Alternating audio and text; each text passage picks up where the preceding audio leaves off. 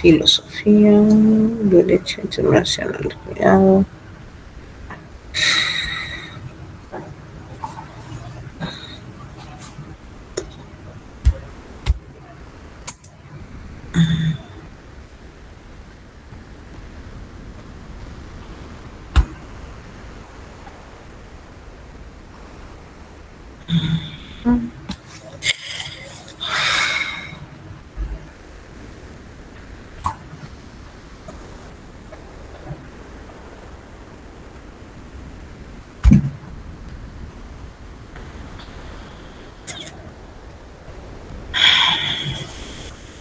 ¿Cómo es esa la que necesitaba? Buenas noches, compañeros. No sé si Buenas noches, licenciada. Buenas noches, licenciada. ¿Qué tal están? Buenas noches, Lida. ¿Cómo les fue con el tránsito hoy? Buenas tardes. Buenas tardes. Bueno, se recuerda que estábamos en cuanto viendo las fuentes del derecho internacional privado. Buenas tardes, magister. ¿Qué tal ha estado, Fer? Aquí reportando. Ahorita estoy buscándole la presentación, pero mire. No tenga pena, me la envía más tardecito, si gusta, yo le sí. recuerdo. Muchas gracias. Espéreme, permíteme, aquí me permite compartir, pero no anda queriendo, mire. No se preocupe. Compartir.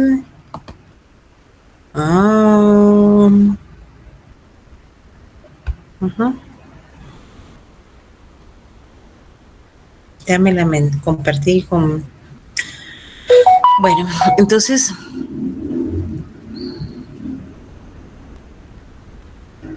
Ya. Copy.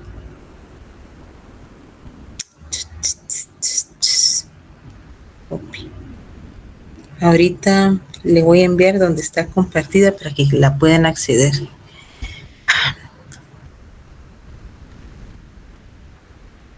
Y les voy a mandar ya lo de las fuentes.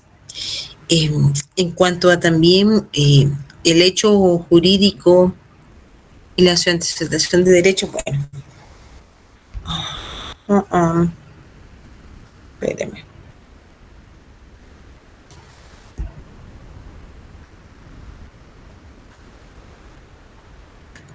Bueno, entonces, ¿pueden ver bien la presentación?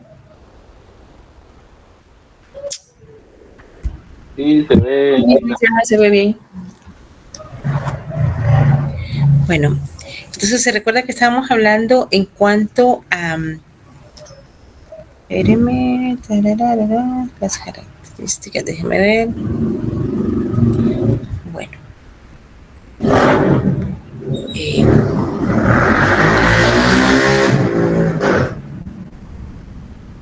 Características, contenido del derecho, método. Estamos viendo en los métodos de estudio. Don Arturo, no ha bajado la chica. En cuanto baje, le digo. Patoja. Sí, es que como tengo que ir a traer al link por eso. Permíteme. Vaya, ahorita. Julieta. Me hace favor de bajar esa bolsa y entregársela al piloto. Bueno, entonces en cuanto al método de estudio,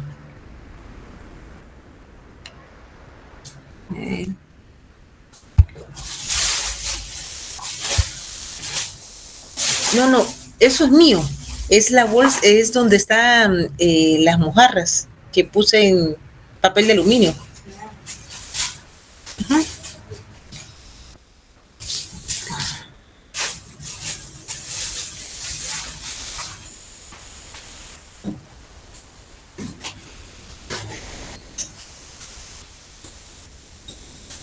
En cuanto a los métodos de estudio del derecho internacional privado, durante la creación de nuestra materia, se ha estado debatiendo cómo a través de los doctores, de, del derecho internacional privado.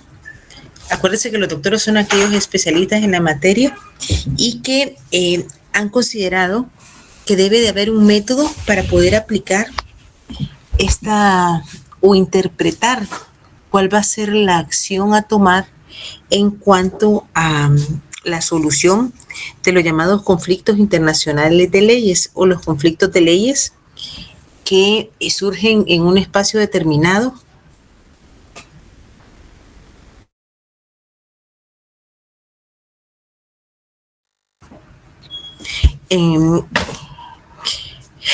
y para esto ellos han ideado dos formas. Una era analizar los casos que desde el 2000 del siglo XIII se han venido dando en cuanto a problemas del derecho internacional privado y cuáles fueron las soluciones que se le dan. Y el segundo caso es establecer casos hipotéticos del derecho internacional privado y cuáles serían las formas de abordar los mismos. Y ahí volvemos siempre al método de estudio que recordarán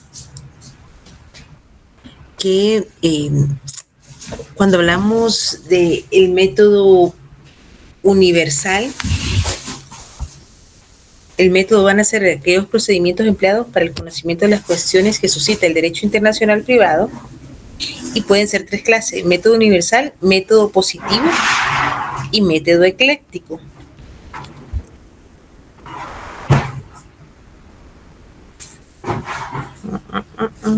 De una vez le voy a mandar eso porque si no.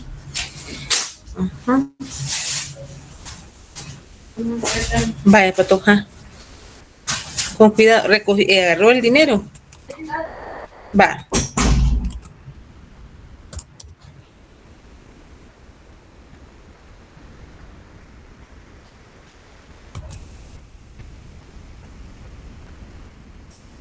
Espérenme que no me está copiando el enlace que les está apareciendo a ustedes, pero no me lo está copiando, no sé por qué.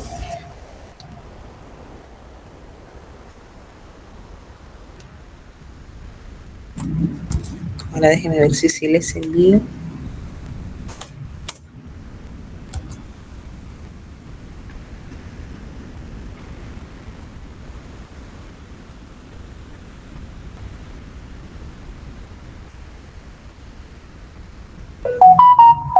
Bueno, lo voy a quitar a ver cómo después se los envío.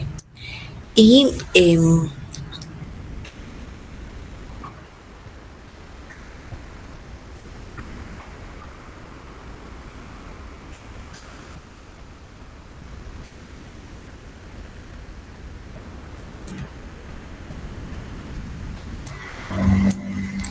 estos métodos, el método universal se especula teóricamente para desprender de la doctrina los tratadistas del derecho vigente de varios países, la mayor cantidad posible de países, de la lógica jurídica, los principios científicos de esta materia. Por su parte, el método positivo se caracteriza por un conocimiento de los problemas de derecho internacional privado con vistas al sistema jurídico vigente en un estado para conocer preceptos, mejorarlo, interpretarlo y señalar cuáles serían las reglas de aplicación. Y el método denominado ecléctico va a permitir que se unan tanto el método universal como el método positivista. Y esto va a ser sin perjuicio de que los conocimientos que aquí se adquieran, lo referente principalmente a su ordenamiento jurídico,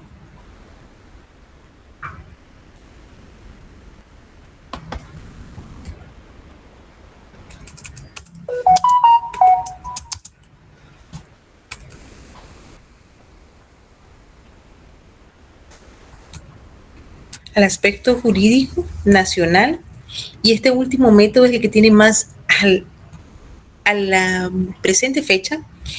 Muchos de las personas consideran que, o muchos de los especialistas en derecho internacional privado consideran que es el mejor y por eso tiene mucho más adepto, porque consideran que es más completo, porque unifica no solo aquella forma especulativa de solucionar estos problemas, pero también utiliza ese elemento positivo del derecho interno. ¿Y por qué es tan importante que vea este elemento positivo? Cuando hablamos del positivismo jurídico, ¿qué entienden, compañeritos?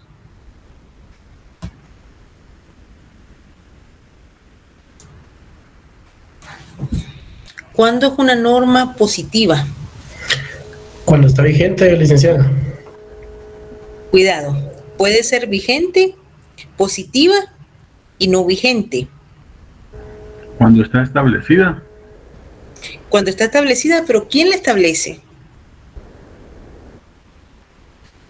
Usualmente, recuérdese que la va a establecer un organismo legislativo, pero en la última clase que tuvimos presencial yo les hacía ver de que hay normas que pudieron todavía estar vigentes en un país y no las realizó el organismo legislativo, pero van a tener esa vigencia. Y cuando hablamos de vigencia, para el compañerito que nos habló de la vigencia, y muchas veces, cuidado, porque se confunde positivo y vigente. Vigencia es cuando en derecho, acuérdense que podemos tener una norma que está positiva, pero ya perdió la eficacia jurídica porque ya no se utiliza. Por eso es que hay normas que son positivas. Compañerita, yo entiendo, Mary, que ustedes están con sus hijos, pero por favor, estos son los últimos cursos que ustedes necesitan para ganar y cerrar el pensum de estudio y poder someterse al examen médico técnico profesional. Entonces, yo les sugiero que traten de concentrarse en el mismo. Y para esta solución, de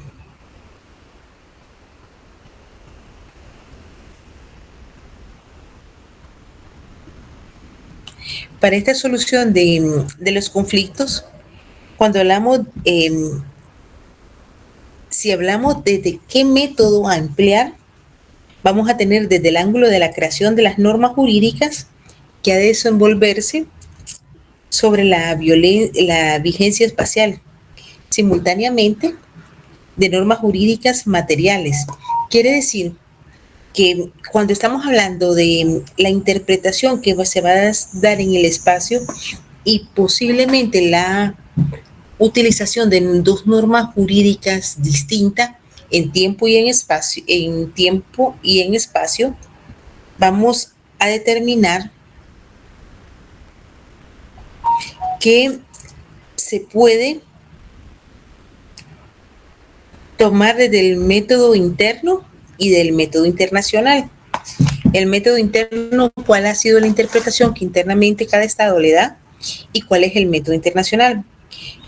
Según el derecho interno, el estado, con vistas a sus propias necesidades, conveniencias, compromisos, opiniones, va a dictar las resoluciones normativas, es decir, las normas jurídicas que satisfagan sus intereses, el de su población y de aquellos grupos sociales a quien gobierna.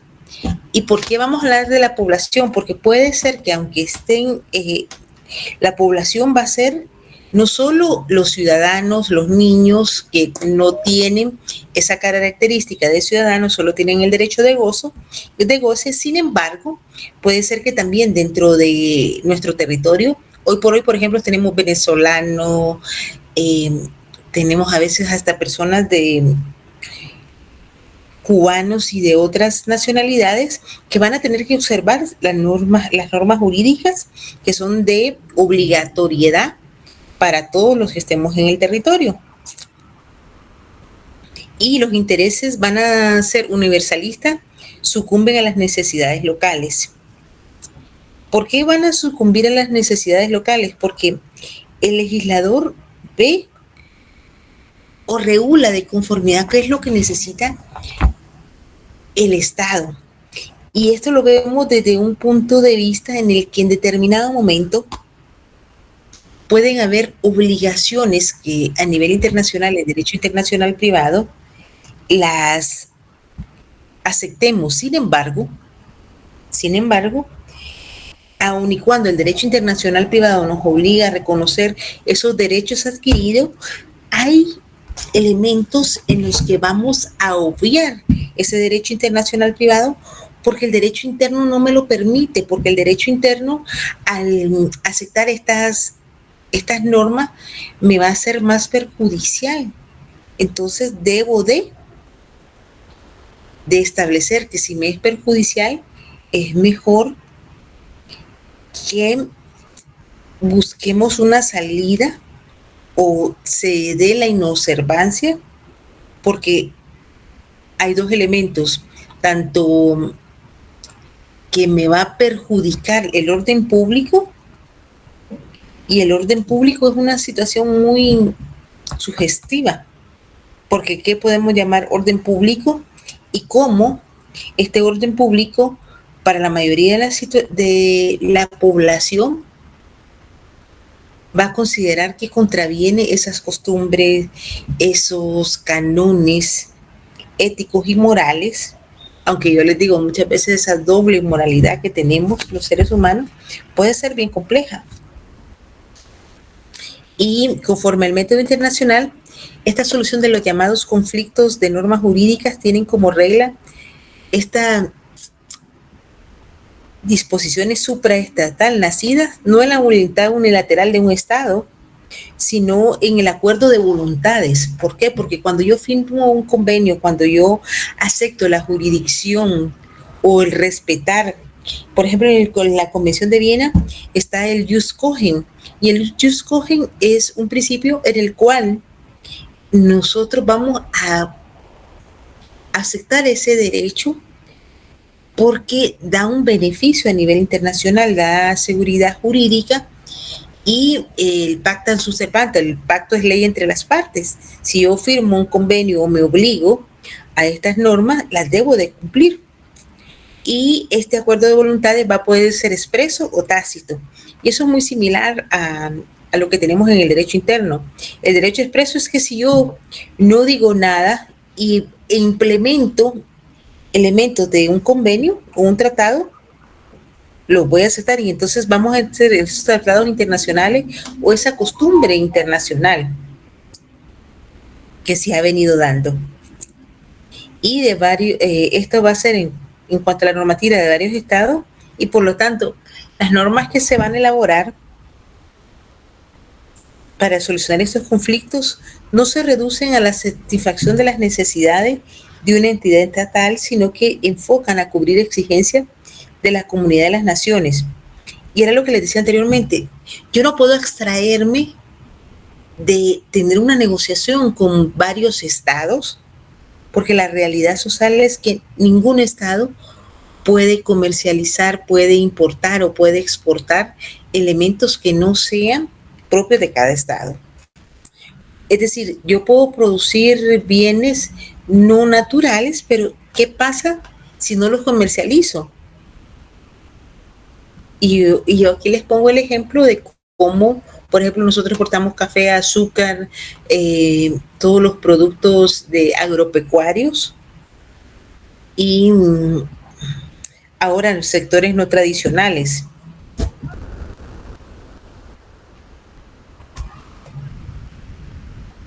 En el método internacional vamos a tener dos opciones. La norma jurídica internacional va a establecer cuál es la solución cuando se dé un problema. Y en el segundo caso, la norma jurídica internacional solo da las bases generales a las cuales debe adecuarse la legislación interna vigente. Es decir, el derecho internacional me va a permitir que ellos ya crearon cuál sería la solución o la interpretación que le tenemos que dar en este método. Y la segunda es que el derecho internacional privado me remita al derecho interno para que se adecue o se creen las normas que van a ser de observancia general. Cuando nos vemos el método de regulación de las relaciones jurídicas que se suscitó en el conflicto de ley, esto se va a referir a la relación jurídica o situación concreta conectada con normas jurídicas de más de un estado. Por eso se habla de la concurrencia de elementos de sujeción que la ligan con la hipótesis normativa de más de un Estado. Y esta puede regirse por dos distintas: el método directo y el método indirecto que se ha utilizado en derecho internacional privado. El método indirecto va a ser aquel en el que la norma jurídica del derecho internacional privado tiene encomendada la misión de señalar, de estipular, de qué norma jurídica ha de prevalecer entre aquellas conectadas con la relación jurídica que suscitúa el conflicto de ley. Entonces pueden haber dos normas jurídicas que se van a aplicar, pero esta le va a decir, bueno, si hay un conflicto de ley, en este sentido se puede conocer. Y el método indirecto en el derecho internacional privado tiene las características de que esta rama del derecho no solo se reduce a enviar la norma jurídica aplicable, sino también establece únicamente que para el caso de conflicto, cuál es la norma material. En la actualidad, se ha considerado que el método indirecto del derecho internacional privado es el mejor. ¿Por qué? Porque el método directo es muy lejano, nos hace tener obstáculos a la interpretación de las variedades de los intereses nacionales que pueden entrar en una oposición o en un conflicto. Y cuando hablamos de método didáctico, estamos hablando de esta forma de enseñanza. Y la enseñanza del derecho internacional privado puede realizarse a través de dos grandes métodos: el método inductivo y el método deductivo. Por ejemplo, cuando nosotros, para poder obtener hoy por hoy, hasta que ya tenga firmado el maestro Henry Arriaga como decano el convenio donde se va a cambiar tesis por maestría, todavía tenemos utilizando para las investigaciones en materia de tesis el método inductivo y el método deductivo. Uno va de lo general a lo particular, y el otro va de lo particular a lo general. El método inductivo, por medio del cual el conocimiento de los principios de derecho internacional privado deriva en el examen detallado de una multitud de casos reales suscitados en la experiencia de los tribunales de los diferentes países y de casos hipotéticos formulados con inspiración de los anteriores. En esto vamos a ver casos de fraude de ley, casos de calificación, cómo se califica una norma material y cómo podemos establecer que una figura jurídica es, por ejemplo, una compraventa y no un comodato. ¿Cuál es una compraventa y cuál es un usufructo? ¿Por qué? Porque cada institución jurídica tiene elementos esenciales que lo hacen diferenciarse de los demás. Y el método es el que más se utiliza en nuestra materia, el método deductivo.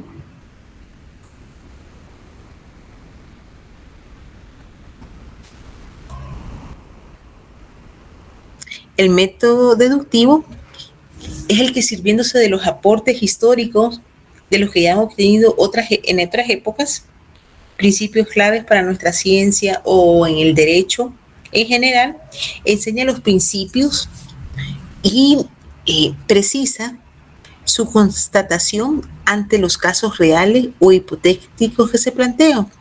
Para el jurista mexicano Carlos Arellano García, este método permite llegar más lejos con menos esfuerzo. ¿Por qué? Porque si estamos viendo casos que ya se conocieron, evidentemente vamos a ver cómo resolvieron o cómo la normativa interna ve ese conflicto de ley y cómo lo remite a otra legislatura. Por ejemplo, yo les hablaba que el derecho francés, al ser un derecho que nace con los imperios donde había reyes, se habla mucho en que en la época medieval, acuérdense que habían grandes problemas entre España, Portugal, donde habían reinado y donde prácticamente todos los reinados vienen de una misma familia que estuvo reinando con diferentes cambios o matrimonio que estuvo reinando en toda Europa. Viene de una estirpe en común. Pero que entre ellos, ya cuando tenían que gobernar cada uno de estos estados, entraban en conflicto. Inglaterra y Francia fue uno de ellos. Se recordarán lo que se habla de Ricardo Corazón de León, quien se va a las cruzadas y muere en la misma, y se empiezan a suscitar los problemas que se dan entre el imperio francés o el reinado francés y el reinado inglés. Y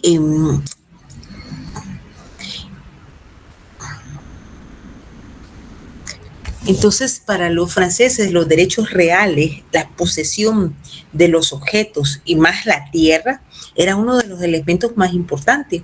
Por ejemplo, para el fisco francés, si usted no hereda la madre, la esposa o los hijos, no ve ellos una normativa de aceptar que se hereden los primos, los sobrinos, esa relación que en otros países los podemos dar. Y eso es también para permitir que sean los ciudadanos franceses los que tengan el melo. Pero también Guatemala lo tiene en el mismo sentido. ¿Quién ha leído la ley de titulación supletoria?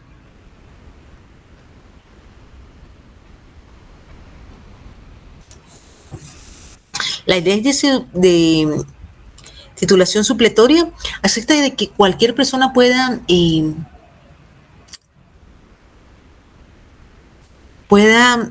llegar a ser propietario de bienes inmuebles a través de dos elementos que tenemos en el 620, la usucapión y la posesión. La posesión son 10 años en los que usted tiene que tener de forma pacífica, continua, tener un justo título que no llena todos los elementos para poder ser inscrito en el Registro General de la Propiedad. Se inscribe la posesión por 10 años y después, 10 años más, usted puede empezar el proceso de usucapión, que es la titulación supletoria, y hay elementos que quedaron prohibidos. ¿Por qué? Para garantizar esa soberanía.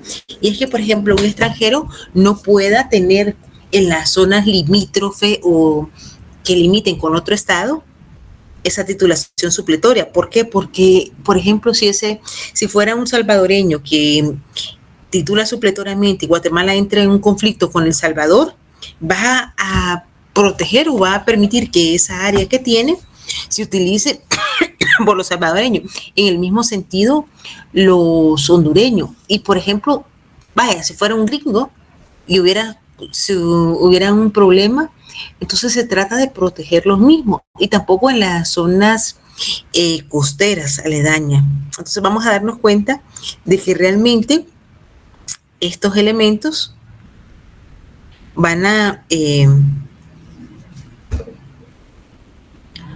constituir las necesidades que se protejan estos derechos.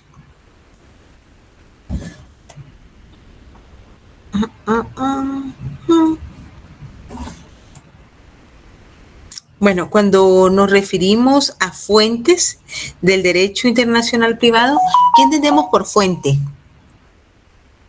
Mary, ¿qué entiende usted por fuente?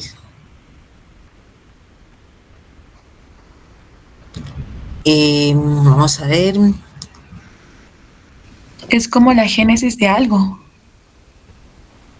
La génesis, sí, el inicio, pero eso inicia cómo es. Cuando hablamos de fuentes del derecho o fuentes, nos vamos a recordar que esta fuente viene del latín fontis, que era donde se considera que inicia un manantial de agua o un ojo de agua, como lo vean ver, y brota de la tierra.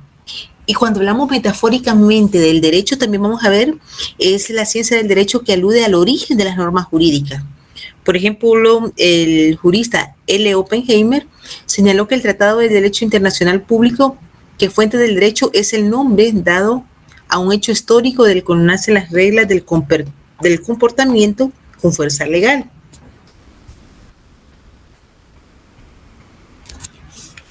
Y vamos a clasificarnos en el artículo 10 de la Ley del Organismo Judicial. Vamos a establecer cuáles son las fuentes reales, formales e históricas. Las fuentes formales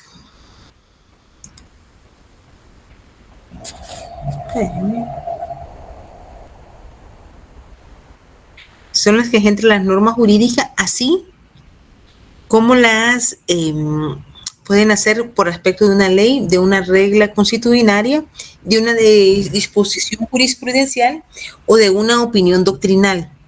¿Y por qué es importante establecer de que estas fuentes formales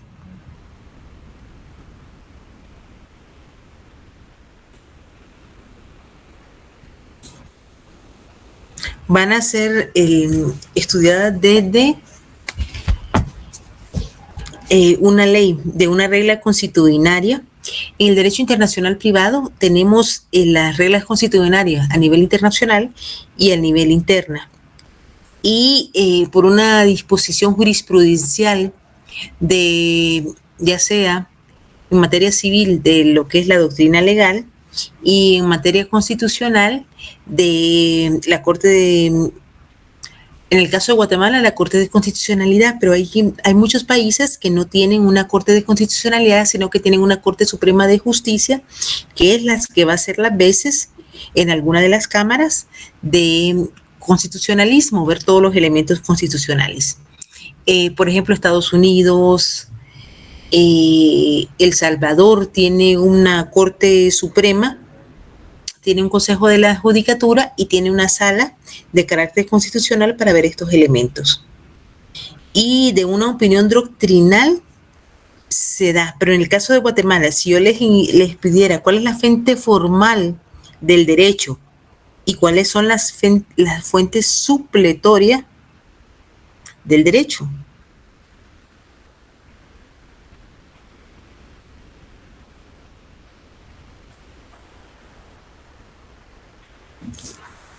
Por ejemplo, en el Código de Trabajo vamos a establecer que se utiliza supletoriamente la fuente formal del derecho en Guatemala es la ley. El imperio de la ley es lo más importante. Sin embargo, en algunos elementos se puede dar estos elementos de la doctrina constitucionarios. Por ejemplo, se puede permitir, que está aceptado en muchos de los lugares agrícolas, que el patrono les pueda pagar una cantidad en salario y una cantidad en especie, que puede ser azúcar, frijol, pero no puede pasar. En la realidad puede ser fuente formal en algunos estados donde está permitido, pero en el caso de Guatemala la fuente formal per se es la ley. Y eso lo podemos leer y establecer en la ley del organismo judicial. En otros países va a ser la jurisprudencia, pero en el caso de la jurisprudencia no puede, en el caso de Guatemala no va a cambiar una ley vigente. Va a cambiar la interpretación que ha hecho, en el caso de la Corte de Constitucionalidad, la jurisprudencia va a ver el sentido de la interpretación en casos determinados que fueron sometidos a su conocimiento. Y en el caso de Guatemala todavía está un precedente, una resolución o dos resoluciones. Y ya la jurisprudencia o esa doctrina, la jurisprudencia van a ser 3 fallos continuos. En materia registral son 5 fallos continuos sin alejarse de la misma. Y la propia Corte de Constitucionalidad, en la ley de amparos, exhibición personalidad, porque no es inconstitucionalidad, ha establecido de que ella se puede separar de la doctrina legal. Por eso es que vamos a ver que en algunas cortes o en algunos periodos de la CC cambian el criterio que venía manifestando o manteniendo la Corte de Constitucionalidad con otros miembros en el tiempo. Ejemplo, caso Ríos Montt, para poder participar en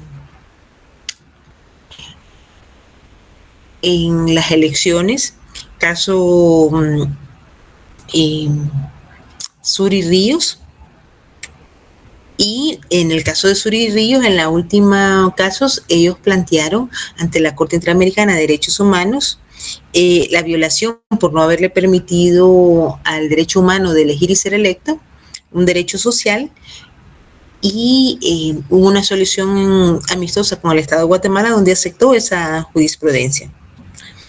El jurista Francisco Jenny, en el libro que él realizó, método en el cual se denomina Método de Interpretación, Fuentes del Derecho Internacional Privado Positivo, entiende que son fuentes reales del derecho formal, el derecho positivo, y ese derecho positivo va a ser a través de la ley. Los imperativos de autoridades externas al intérprete que va a regir sus juicios. Y cuando se tengan por objetos propios o inmediato la revelación de una regla destinada a imprimir una dirección de la vida jurídica. Por ejemplo, aquí sería él establecería que prácticamente no solo está la ley o ese derecho positivo, sino que también puede ser la jurisprudencia. Pero va a estar determinado cómo cada estado lo da. En Estados Unidos, por ejemplo, en el derecho a un common law, que estaría en Inglaterra, los Estados Unidos, vamos a ver que ellos sí, la jurisprudencia crea ley. Yo les pregunto, ¿Guatemala crea ley a través de la jurisprudencia?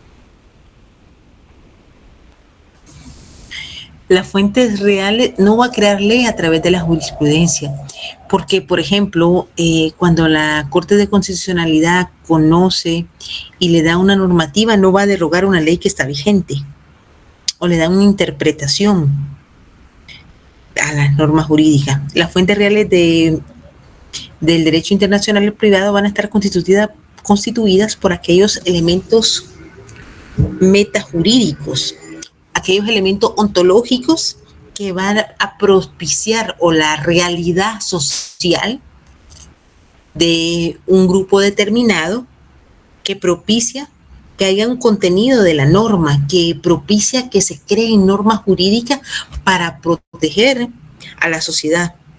Y es decir, que son todos aquellos hechos y situaciones que ameritan o propician la creación de una norma jurídica, y estas pueden ser de carácter sociológico, político, económicos, religiosos, etnográficos, culturales. ¿Y por qué es sociológico?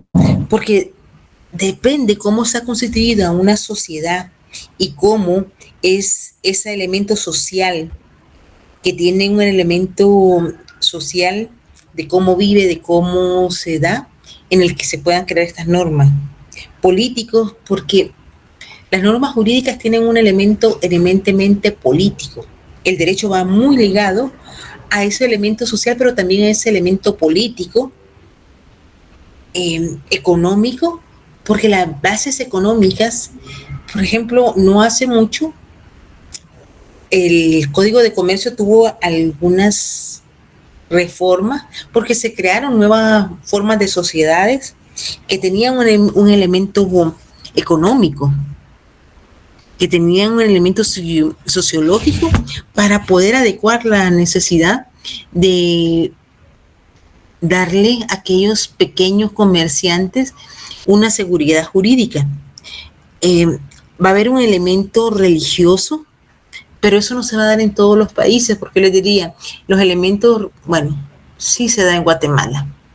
El aborto o la penalización del aborto tiene un efecto político, un efecto social, porque somos uno de los países más tradicionalistas en cuanto a la protección de la vida.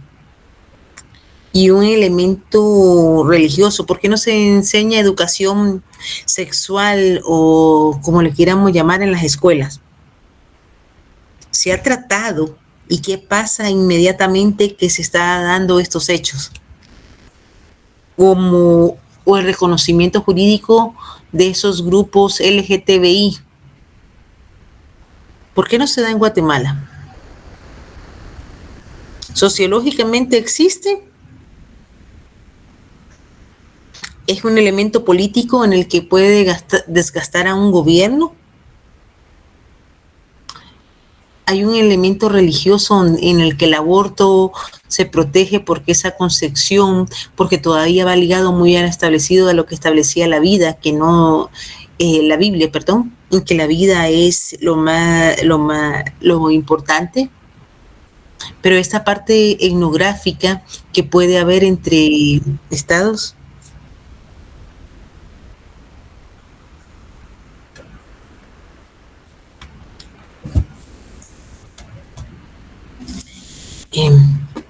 Las fuentes formales las vamos a clasificar en directas y fuentes indirectas.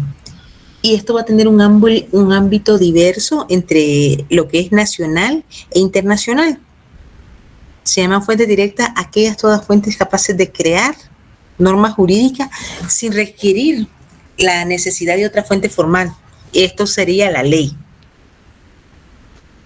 Y se llama fuentes indirectas aquellas en cuya posibilidad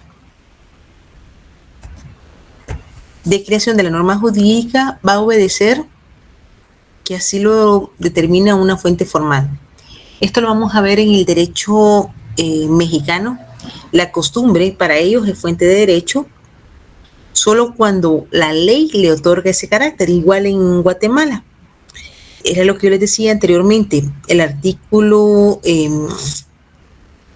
la costumbre reconocida en materia regular, y estamos en el Código de Trabajo, pero también va a haber una cantidad, si no me recuerdo, que es hasta el 20% de lo que es el salario.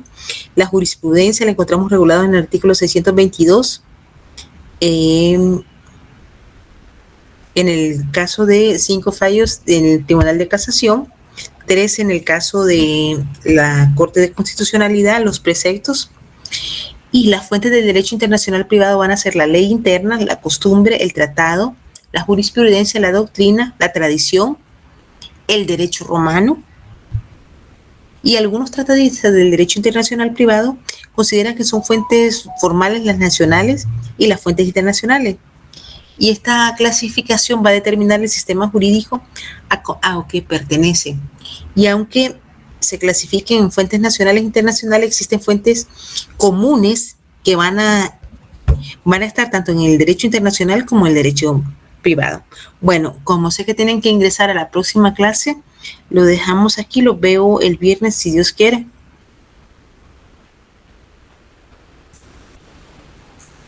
Muy bien, Ligda, gracias, bendiciones. Gracias. Muchas bendiciones. Por favor, cuídense del COVID. Sigo viendo que siguen habiendo contagios de COVID. Muy buenas noches. Sí, Ligda, hay mucho COVID ahorita. Sí, pero es que hay COVID, mire, hay virus, el virus del COVID, pero también tenemos, creo que el dengue sigue siendo uno de los problemas, y en épocas donde todavía tenemos lluvia. Disculpe, no se le escucha. Perdón, el COVID sigue siendo un problema, pero también tenemos dengue, tenemos gripe. Buenas noches. Buenas noches.